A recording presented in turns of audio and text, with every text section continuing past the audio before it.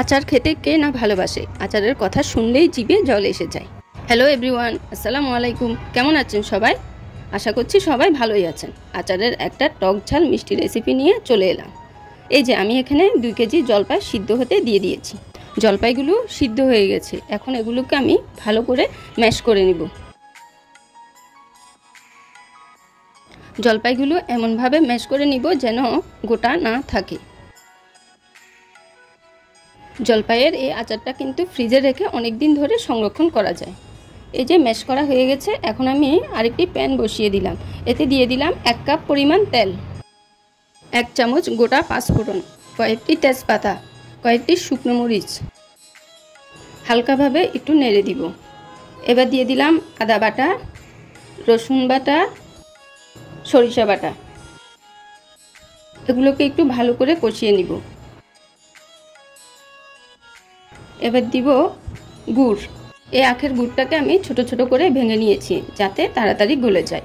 এবার দিয়ে দিলাম 1 কাপ চিনি। চিনিটাকেও ভালো করে নেড়ে চেড়ে গলিয়ে নিব। চিনি ও গুড় ভালো করে মশলার সাথে মিশে গেলে দিয়ে দিব লবণ। ভালোভাবে নেড়ে নেড়ে মশলাটাকে কষিয়ে নিতে হবে। এবার দিলাম 2 চা চামচ মরিচের গুঁড়া। মরিচের গুঁড়াটা সহ মশলাটাকে আবার একটু নেড়ে কষিয়ে নিব। এবার ম্যাশ করে রাখা জলপাইটা ঢেলে দিব।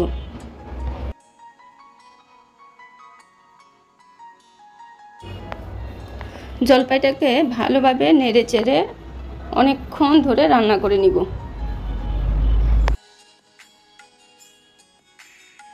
এবার কিছুক্ষণের জন্য ঢাকনা দিয়ে দিব। ঢাকনা সরিয়ে নিলাম। এবার আবার কিছুক্ষণ ভালোভাবে নেড়ে নিব। একটু খেয়াল রাখতে হবে, ঘন ঘন নাড়তে হবে, না হয় নিচের দিয়ে পোড়া লেগে যাবে। এবার দিয়ে দিলাম 1 কাপ পরিমাণ সিরকা। সিরকা দিয়ে আবার ঘন ঘন করে নেড়ে দিতে হবে। নেড়ে চেড়ে কিছুক্ষণ রান্না হওয়ার পর এই যে দেখুন আচারের কালারটা চেঞ্জ হয়ে গেছে।